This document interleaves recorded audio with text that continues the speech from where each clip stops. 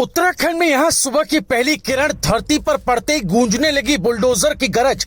उधम सिंह नगर में आज भोर की शुरुआत किसी पूजा या अजान से नहीं बल्कि एक्शन से हुई।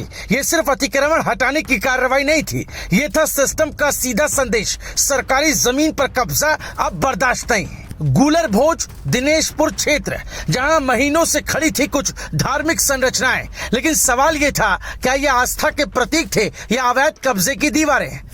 और जब जवाब मिला तो प्रशासन ने बिना देर किए पूरी तैयारी के साथ एक साथ कई संरचनाओं को जमींदोज कर दिया।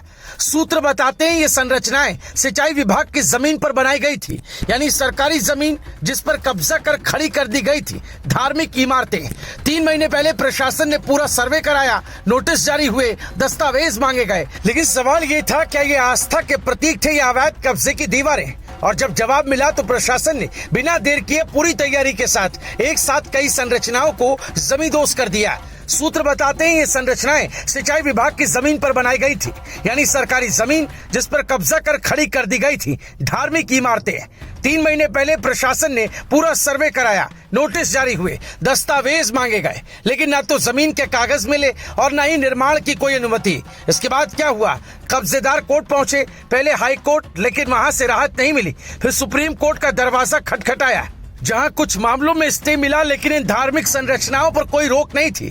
बस यही वो पल था जब प्रशासन ने पूरी ताकत झोंक दी।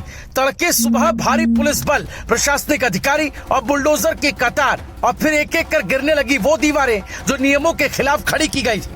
डीएम नितिन भदौरिया ने साफ कहा कि सरकारी भूमि पर अतिक्रमण हटाना सरकार की प्राथमिकता है और ये अभियान लगातार जारी रहेगा। यानी साफ है, अब कोई ढील नहीं, कोई समझौता नहीं। लेकिन सवाल ये भी उठ रहा है कि आस्था के नाम पर कब्जा करना सही है? क्या धार्मिक भावना कानून से ऊपर हो सकती है? और सबसे बड़ा सवाल, क्या ये कार्रवाई सिर्फ शुरुआत है? एडीएम पंकज उपाध्याय के मुताबिक 3 धार्मिक संरचनाओं को पूरी तरह हटाकर जमीन को फिर से सरकारी कब्जे में ले लिया गया। ना कोई परमिशन, ना कोई कागज, सिर्फ कब्जा और अब पूरी तरह सफाया। सिंचाई विभाग पहले ही ठंडा नाला इलाके में भी कई कब्जों को लेकर नोटिस दे चुका है, यानी ये कार्रवाई यहीं रुकने वाली नहीं। आने वाले दिनों में और भी बड़े खुलासे और बड़े एक्शन देखने को मिल सकते हैं। अगर ये कार्रवाई नहीं होती तो क्या सरकारी जमीनें ऐसे ही कब्जे में जाती रहती? क्या नियम सिर्फ कागजों में रह जाते? लेकिन इस बार बुलडोजर ने साफ कर दिया कि कानून सबसे ऊपर है।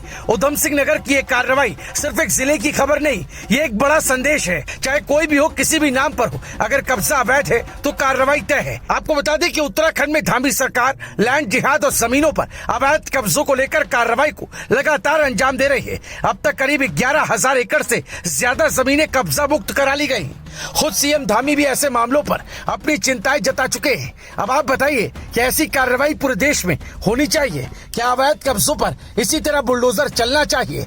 कमेंट में अपनी राय जरूर दें, वीडियो को लाइक करें, शेयर करें, और अगर आप चाहते हैं कि ऐसी ही दमदार, सच्ची और बेबाक खबरें आप तक पहुंचती रहे तो हमारे चैनल को अभी सब्सक्राइब करें। ब्यूरो रिपोर्ट, राय शुमारी।